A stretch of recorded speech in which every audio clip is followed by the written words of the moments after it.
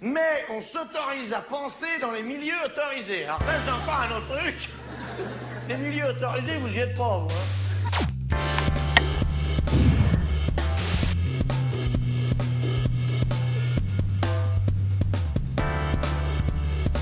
Bonjour à toutes et tous. Autoportrait avec Jean-Luc Mélenchon. C'est le titre intrigant du livre de l'invité de ce nouvel épisode d'OZAP.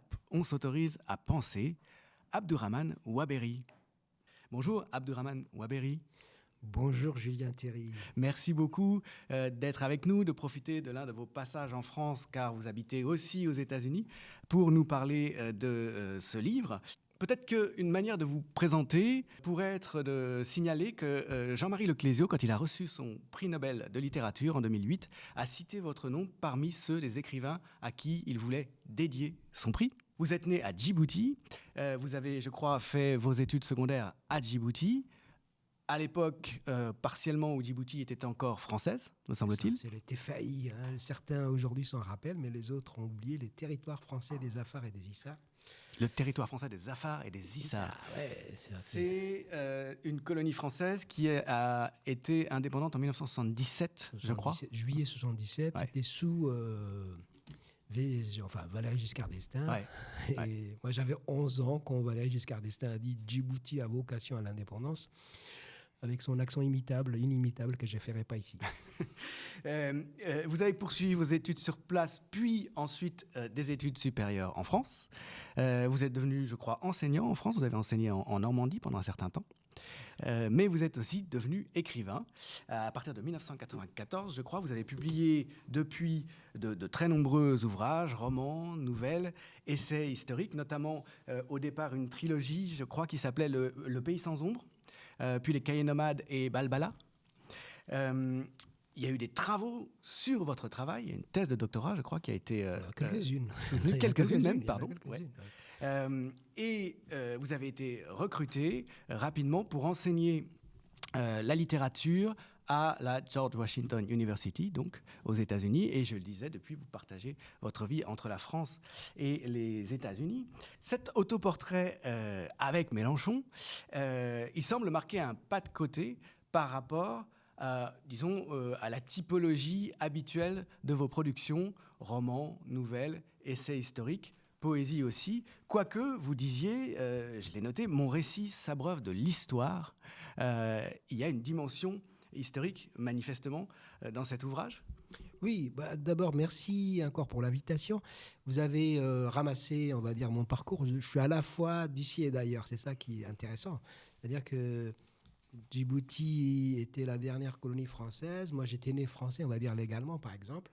Mais il se trouve que quand je reviens en France, cette fois, vraiment, hein, alors que j'avais une enfance coloniale française, mais quand je reviens en France, Djibouti était déjà décolonisé. C'était pour faire mes études dans les années 80, hein, ce que dirait QC, la longue décennie terrible des néolibérales.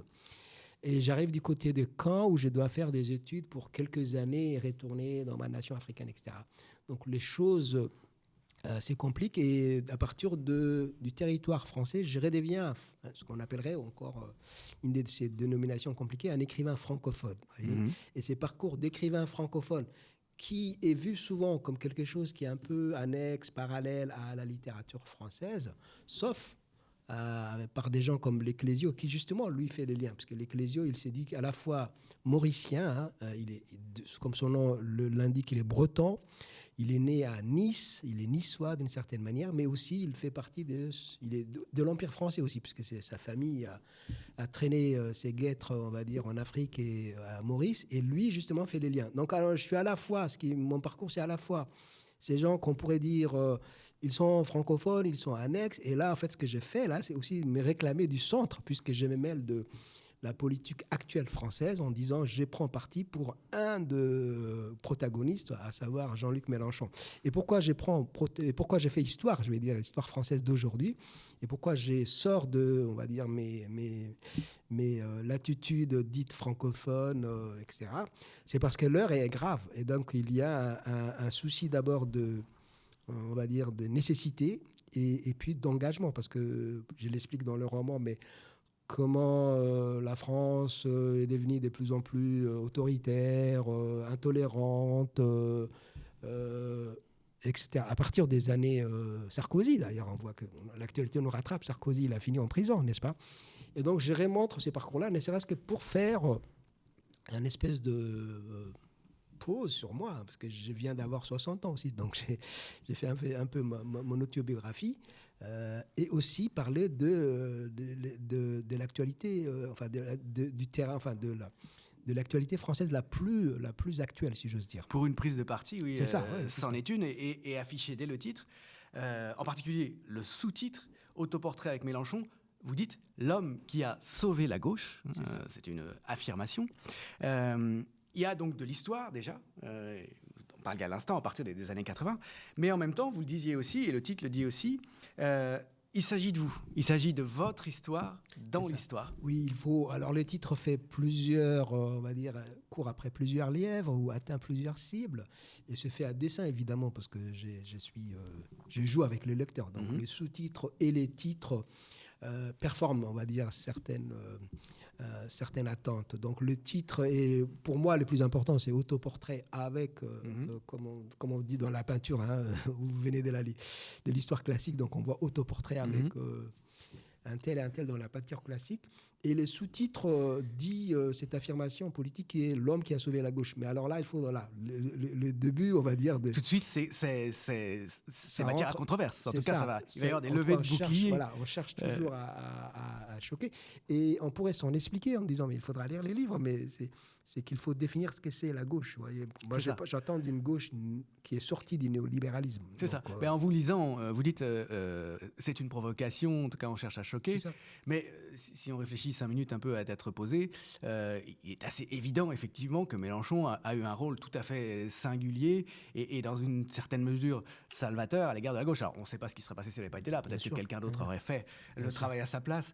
Et il y avait les forces sociales derrière, évidemment, dont il n'est pas le producteur, dont il n'est pas l'inventeur, pour le suivre. Mais enfin, en tout cas, en quittant le Parti socialiste comme il le fait, en 2008.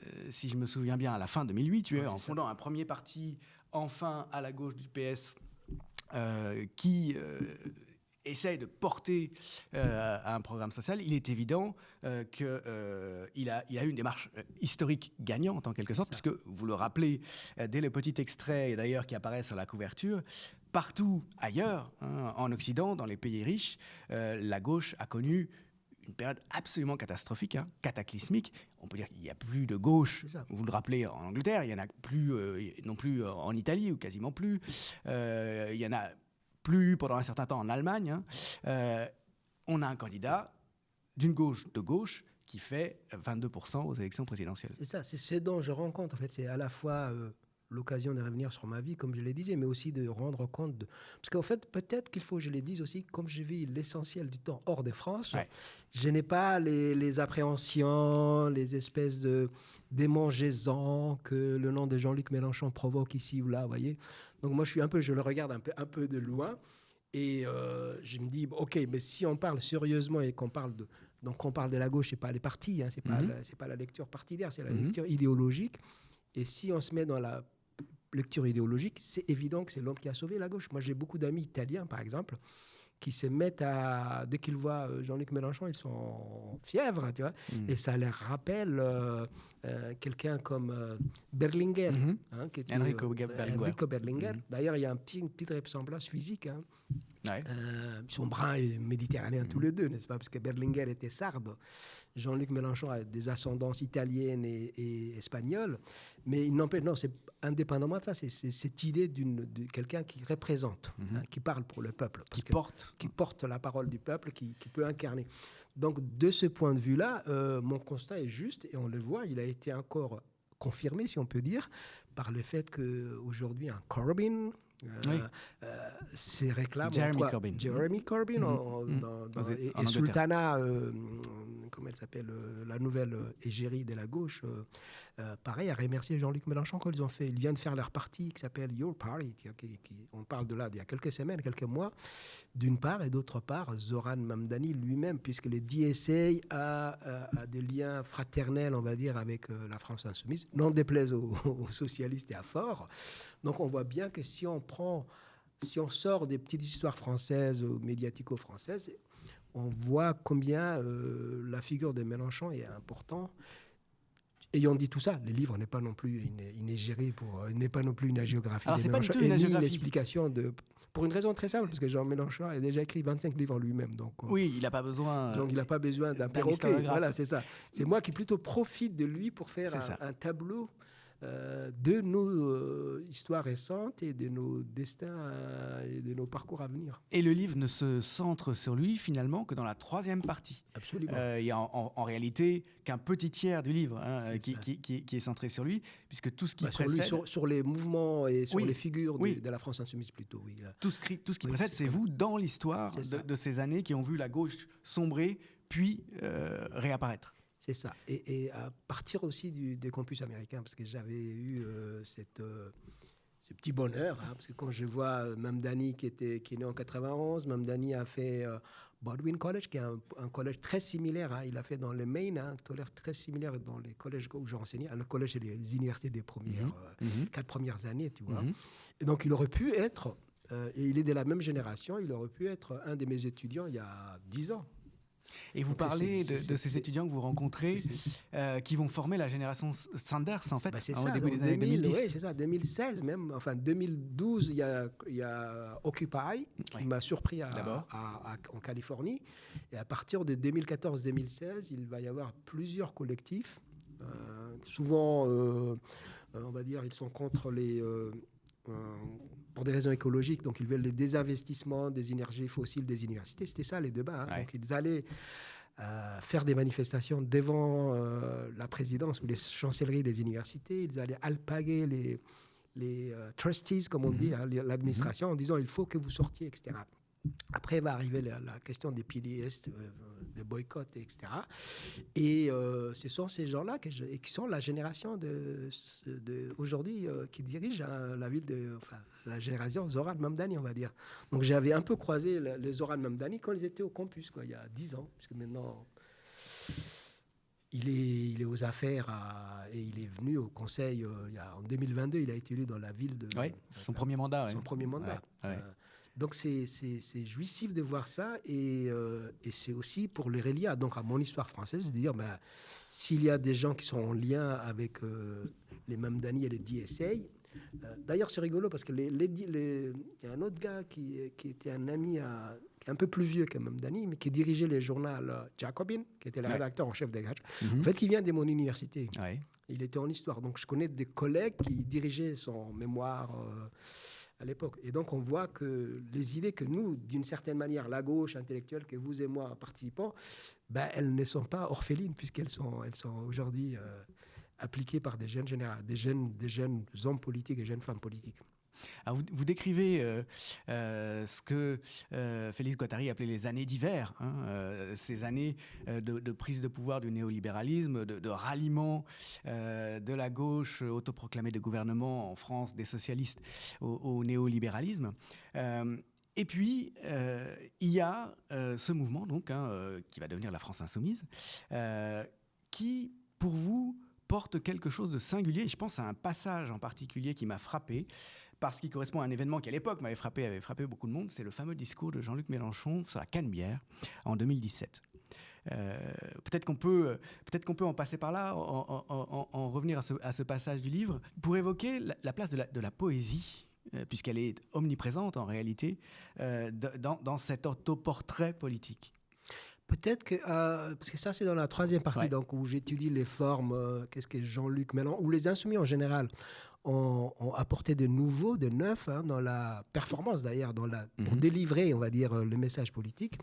Donc comment ils s'organisent dans leurs meetings, comment ils prennent la parole, à quelle référence. Mais peut-être avant ça, donc dans la première partie, on parle du long hiver néolibéral. Et la deuxième partie, ce qui m'intéressait, c'est aussi comment le Sud est revenu. Comment ce qu'on appelle aujourd'hui les décoloniales. Donc comment des idées qui venaient du Sud, et pour moi, pour moi ça aussi, ça m'a touché parce que, comme je dis, Jean-Luc Mélenchon m'a attrapé par la tête parce que c'est un intellectuel. Il m'avait attrapé par la créolisation et la francophonie. En fait, c'est pour comprendre cette séquence-là, il faut passer par ce que j'appelle l'appel du Sud. c'est-à-dire l'Amérique latine d'une part et l'Afrique plus tard, et comment l'Amérique latine, à partir de Porto Alegre, a formé des outils, des objets, des formes, des thématiques que la gauche européenne et la gauche du Nord va utiliser. Et à partir de... Et par exemple, pour nous, la France, puisque des journaux ou des équipes comme... enfin, on va dire des mouvements comme Attaque ou Le Monde diplomatique font partie de ce relais-là. Donc, la gauche qu'il va récupérer, c'est aussi une gauche qui vient du Sud, en tout cas par son souffle.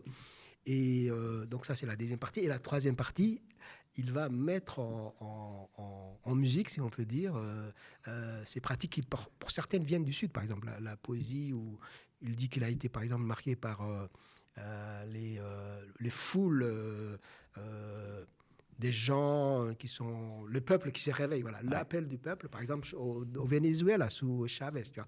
Donc, la droite, elle peut en ricaner, n'est-ce pas? Mais nous, ce qui nous intéresse, c'est comment récupérer cette énergie et comment la traduire.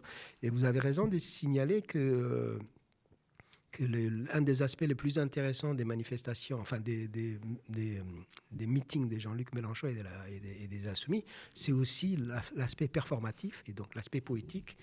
Et alors, donc, pour revenir peut-être alors l'usage de la politique, puisque vous êtes historien, c'est une autre historienne qui lui a donné qui lui a indiqué les schémas. Donc, les Insoumis, on va dire, s'améliore au fur et à mesure. Donc, en 2012, pour les faire vite, en 2012, il a lu un poème un jour. Et il a fait une première... Non, il n'a pas lu un poème, pardon. Il a fait une première manifestation, un premier meeting à Saint-Étienne, je crois. Et donc, cette historienne, Mona Ozouf, lui a dit non, mais il parle à des gens qui ne le comprennent pas, il est trop intello. Et donc, c'est là où il a trouvé l'astuce de la poésie, en disant on va renouer... Madame Ozouf nous a, disons, parlé mal à nous. Reproché. Non, mais il parle au public, donc il remet en scène, vous voyez, les reproches en disant Madame Ozouf, il y a une grande intellectuelle française qui dit que vous ne comprenez pas ce qu'on fait ici. Et donc, on va lui montrer qu'on se comprend, vous et moi, sous-entendu, et il va lire un poème. Et il dit qu'à partir de cela, ce qu'on va appeler le moment du poème va être introduit dans la scénographie. Alors maintenant, vous revenez, ayant fait tout ça, je reviens à ces meetings à Marseille. Alors imaginez, vous êtes sur la Canebière, 70 000 personnes, et vous avez un homme de dos qui fait dos à la, enfin qui tourne le dos à la mer et qui lui-même est qui parle au public et qui somme le public de ses terres. Hein? Et il dit quoi? On va faire, on va prêter, on va faire une reconnaissance, on va célébrer, on va reconnaître les milliers, les dizaines de milliers de morts de la Méditerranée. Et donc c'est aussi une manière de recoudre aussi le sud et le nord, voyez. Et donc Marseille, c'est pas banal. Et parler des morts de la Méditerranée de cette manière-là. Et puis, ça va revenir à la question au fil de qu'est-ce qu'on fait des autres, comment on accueille l'autre, qu'est-ce qu'on fait, etc. Donc, c'est un grand moment de bascule et c'est un grand moment d'éducation populaire parce qu'il s'adresse à la plus grande masse.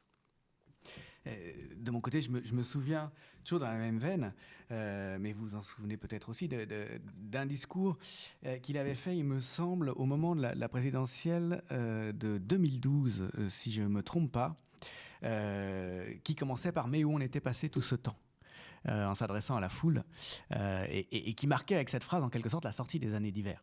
Il me semble que c'était à Bastille, à Paris. Mais il y avait déjà cette veine très vivante qui l'amène à porter, finalement, quelque chose de collectif qui renvoie aux racines historiques vivantes de la gauche. C'est ça. C'est-à-dire qu'on n'a pas eu ça avant. Après, on va dire, on a à peu près...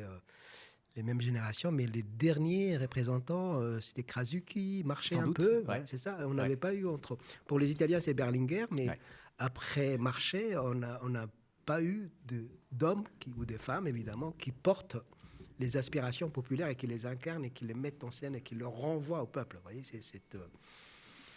Et j'aimerais bien qu'on revienne sur ce que vous disiez à l'instant, à savoir, c'est le Sud qui l'a saisi. Et quand on parle de Mélenchon, en fait, on ne parle évidemment pas que de lui. Hein.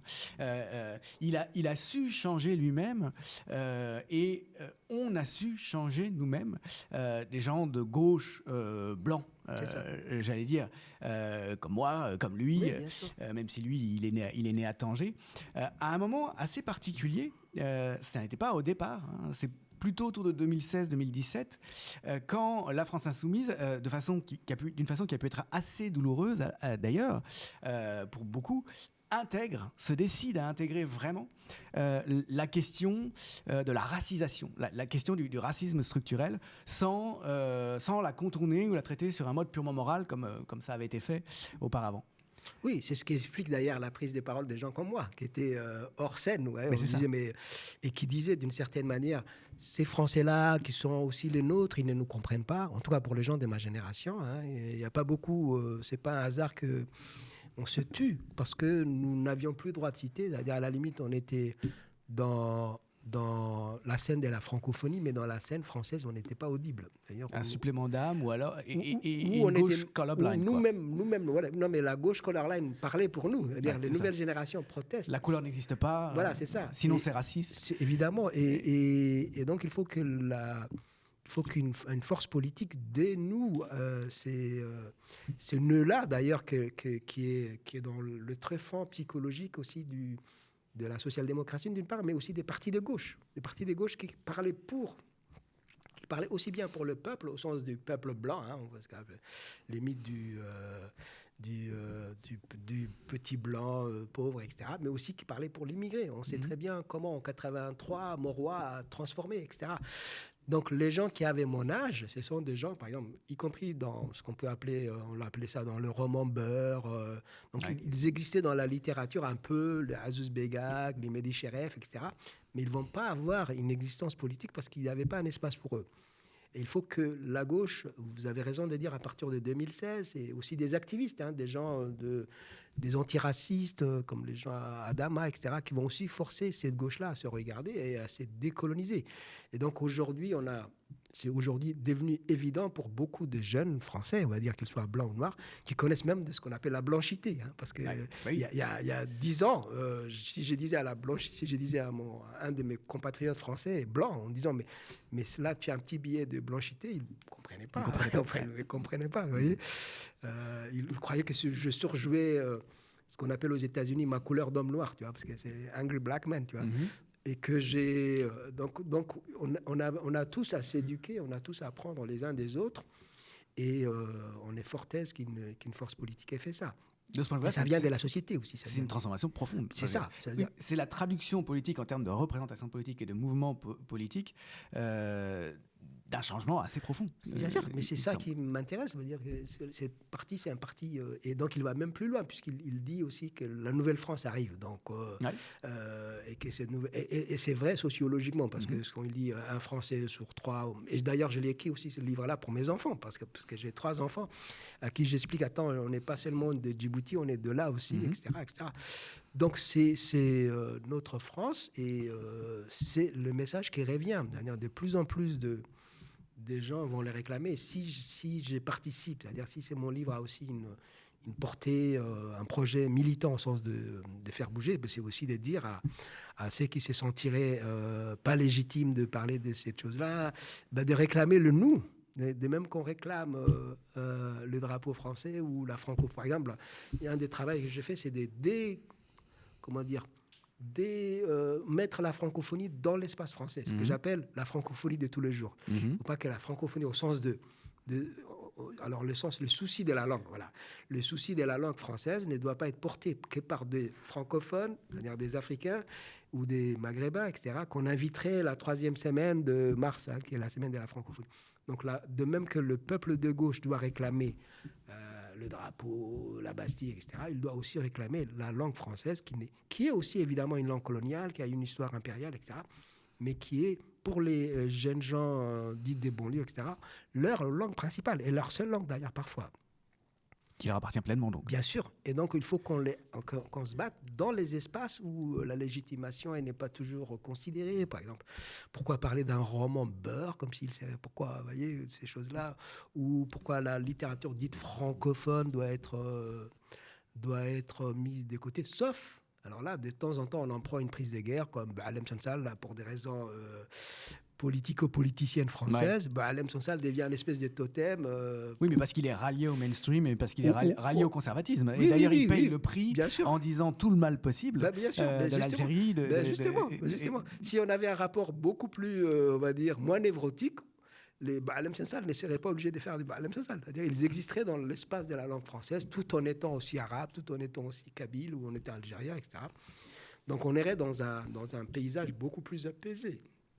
Et alors cette façon qui est radicalement nouvelle, vous montrez bien, d'intégrer dans un mouvement de gauche profond, populaire, la dimension décoloniale, c'est-à-dire la question du racisme prise au sérieux, prise au plan politique et prise au plan des vécus, en quelque sorte. Vous la mettez en relation, bien sûr, avec des précédents, avec des points de repère, et notamment quelqu'un qui a parlé de peuple de feu, pour parler du peuple français dans ce qu'il a de meilleur, Senghor. C'est ça.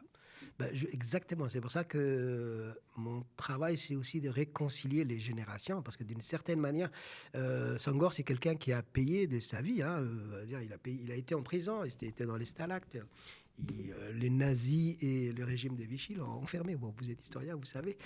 Après, il est devenu président de son pays. Après, il est revenu en France. Il était en Normandie, parce que je suis bas normand comme lui, etc. Donc, on voit bien que dans ce qu'on appelle la littérature francophone, moi, c'est ça mon souci. Il ne faut pas l'apprendre quelque chose qui est à l'extérieur. C'est-à-dire quelque chose sur laquelle on vient se brancher pour un supplément d'âme, pour une énergie, et on la débranche en disant ça ne nous concerne pas, c'est pas nous, n'est-ce pas? Or, nous, on est pénétrés, je vais dire. C'est ça mon propos, c'est de dire que l'Afrique, à force d'être en contact avec la France, a été francisée d'une certaine manière. Et inversement, la France, pour toutes les raisons qu'on sait, elle s'est aussi africanisée, elle s'est aussi maghrébinisée. Et la preuve, elle est aussi... elle est aussi dans nos banlieues, dans notre population, etc. Donc, réaffirmer les choses et sortir on va dire, des manichéismes. Donc, vous avez raison de dire que Senghor, là, il fait usage, ou en tout cas, il fait honneur, ou il fait appel à ce qu'on va appeler les récits émancipatoires français. C'est-à-dire qu'il dit « J'adore ces peuples de feu qui a porté la fraternité sur tous ces bâtiments, qui a inscrit la fraternité à tous ces bâtiments. » C'est pas quelque chose de banal, c'est pas quelque chose qu'il faut prendre ça à la légère. Et d'ailleurs, il a payé. Et on oublie que quelqu'un comme Fanon, qui s'est battu contre la France, contre l'Empire français, on va dire, il s'est d'abord engagé comme force, les FFF, là, les forces françaises libres, et il était gaulliste de la première heure. Il s'est battu contre la France coloniale au nom des valeurs de la Révolution française, en fait. Et de nazis. Oui. C'est-à-dire qu'à 18 ans, il s'est engagé dans les forces libres. Et d'abord contre Vichy. C'est contre Vichy, en disant... D'ailleurs, ce qu'il disait, c'était une insurrection, on va dire une insoumission, parce que lui, il avait 18 ans, il était en Martinique, et quand les régimes de Vichy arrivaient, il dit « ça, c'est pas la France ». Mais au sérieux, c'est-à-dire ça, c'est des Allemands déguisés, c'est pas des Français, tu vois. Donc moi, je vais aller en métropole pour me battre pour la vraie France. Donc c'est ce genre de liens qu'il faut recoudre qui m'intéressent. Ça fait penser au discours de Martin Luther King aux États-Unis qui disait « America must be America ». C'est-à-dire que c'était au nom des valeurs supérieures de fondation des États-Unis, selon lui. Donc au nom d'une vision positive des États-Unis qui combattait ce que les États-Unis racistes et ségrégationnistes de son temps étaient. Absolument. Et s'il n'y avait pas la minorité noire, les États-Unis n'existeraient pas. C'est-à-dire les États-Unis ont toujours, l'État américain a toujours été sauvé, on va dire, par sa partie indigène et sa partie minoritaire, aux grandes heures. C'est-à-dire, la démocratie américaine serait beaucoup plus faible s'il n'y avait pas l'activisme des Noirs américains et aussi aujourd'hui des indigènes, ce qu'on appelle les Amérindiens, les Chicanos. Donc en fait, les minorités rend le corps national plus fort, plus juste, etc. Tu vois. Donc on fait du travail pour la majorité. Et ça revient aussi quand on voit pour les droits qu'obtiennent les minorités sexuelles, par exemple. Quand ils obtiennent un droit, c'est pas enlevé à la majorité, c'est-à-dire ils ramènent au pot commun des progrès, des manières de voir et aussi parfois des choses concrètes, c'est-à-dire qui sont dans la loi. Ce que vous décrivez, au fond, politiquement, ça va évidemment à l'opposé de l'intégrationnisme ou de l'assimilationnisme. C'est une forme de coévolution. Finalement, des anciens colonisés et des anciens colonisateurs. Et pas exagéré de dire que ça terrifie, en fait, les élites dirigeantes françaises. Ah bah évidemment, parce que chacune sont dans leur couloir, on va le dire, et avec leur petite rente, quoi. Et donc, ce que vous venez de dire, cette coproduction, hein, c'est ça. Il y a un mot pour ça, c'est la créolisation. Le fameux mot que l'on reproche beaucoup à Mélenchon. Mais parfois, Mélenchon lui reproché. Oui, non, mais face. ils ont le droit de lui reprocher, c'est pas ça. Mais dire, lui, ce qui l'intéresse, c'est d'abord le mot, il vient de Édouard Glissant. Et moi, ça m'intéresse beaucoup que c'est l'appel du Sud. Édouard Glissant, je l'ai connu en plus personnellement, c'était un de mes mentors. Donc aujourd'hui, Édouard Glissant, qui est évidemment reconnu comme toute la pensée française, mais dans, on va dire, au palais de Tokyo, hein, on peut parler de la créolisation. Là, on en fait un objet politique pour la plus grande majorité. Il y a des millions de nos compatriotes qui découvrent en disant, mais c'est quoi la créolisation ? Et c'est qui ont un peu une oreille ultramarine disent ah oui c'est les. Mais le fond de l'idée est génial et puisque vous l'avez compris puisque c'est une coproduction d'une part et c'est aussi une arme contre tous les divisionnistes on va dire contre tous les racistes contre tous les ce qui essaye de nous mettre dans des coins chacun et qu'on se croise pas parce que la créolisation c'est la culture tout le temps qui produit à partir de la différence. Donc c'est aussi un message on va appeler ça au discours un peu pas de front, ça c'est évident, tu vois, de l'extrême droite, mais aussi le bon universalisme colorblind, quoi. C'est ça. Qui est aussi parfois un privilège, parce que si tu dis oui, c'est ce que disaient les partis socialistes longtemps, vous voyez, parce que maintenant je suis un vieux Français. On disait oui, mais ça va venir, mais les Français ne sont pas prêts. Ah bon, c'est ça. À quel moment, vous voyez, un Sissoko sur une fiche, je sais pas, en 3e liste dans une mairie, les Français ne seraient pas prêts.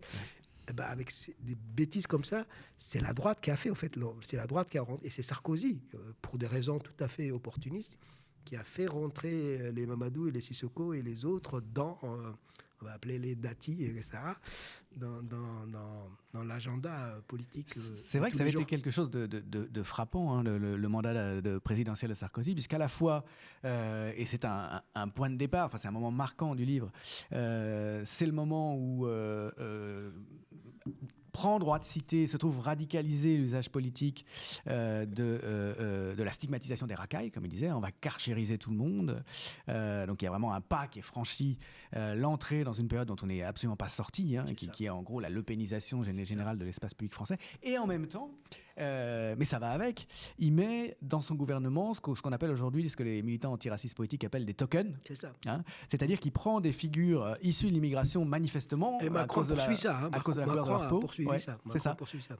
Mais en réalité, pour mieux mener la même politique ultralibérale, réactionnaire et en réalité assise aussi sur le racisme systémique. Ben, c'est pour ça que la France Insoumise fait une autre offre, vous voyez, parce qu'elle dit venez avec nous, on va refaire. Alors que le tokenisme, c'est quoi? Ça veut dire qu'on ne change pas les choses et puis on va trouver de temps en temps une figure, une femme, un queer, je sais pas quoi, une trans, etc. Donc, de temps en temps, il faut une par saison, n'est-ce pas, ou par année. Et surtout, on ne change pas les structures, on ne questionne pas les structures. Donc Sarkozy a fait ça très sciemment. On connaît Dati, on connaît Madame qui est maintenant à Washington d'ailleurs. Comment elle s'appelle Ramayad, tout à fait, qui était emblématique de cette politique-là. Mais il a été imité ensuite, hein, puisque sous Hollande, c'est par exemple Myriam El Khomri, dont le nom marque qu'elle est issue de l'immigration récente du Maghreb. C'est à elle qu'on confie une des pires lois en termes de rapport travail-capital, la fameuse loi travail. Absolument. Et c'est pas un hasard. Oui, et que les ministres du Travail, on ne pouvait pas le confier à Sapin, etc. Donc on lui a confié à Myriam, n'est-ce pas? Oui, mais voilà, c'est ça. Mais aux États-Unis, ça marche aussi, hein, les tokenismes. Moi, par exemple, je ne suis pas très fan d'Obama, hein, contrairement à... J'étais fan du Obama en 2008, j'étais là. Et donc, le premier Obama qui est arrivé, Mais après, on sait tout ça comment ça a fini. Mais oui, donc on n'est pas dans on ne veut pas se faire accepter par tokenisme, par quelqu'un qui va nous représenter, ce qu'on appelle la politique de la représentation. Donc Sarko a inventé d'une certaine manière, que Hollande et que Macron pousse au maximum. On a eu comment il a pris cet historien honorable qui s'appelle Papendia, il a pris et il a éjecté. Ça a duré 1 an maximum, parce que l'extrême droite était trop... oui, mais il a appâté. Trop furieuse. Oui, mais c'est lui qui appâte. Je vous mets pape et après je le vire, etc. Donc ça, on n'en veut pas. On veut de Aliou Diouara, des gens qui viennent du terrain, à qui on donne un coup de main éventuel et qui deviennent... de vrais acteurs. Des vrais acteurs, tu vois, de la politique qui est menée. C'est ça. Et qui construisent, parce qu'ils ramènent leur électorat, comme on dit. Donc c'est ça aussi dont le livre parle. C'est pour ça que s'il y a... c'est pas seulement mon autobiographie, aussi c'est un portrait de groupe, en fait. C'est un portrait générationnel et c'est un portrait de groupe. Et finalement, c'est un portrait de la France de ces 20 dernières années. Et de ça, je suis assez content parce que d'habitude, j'ai m'occupé de, je sais pas quoi, l'exil, l'Afrique, etc. J'ai dit non, je suis aussi du centre et je suis de ce pays. Et le nous, j'appartiens au nous collectif.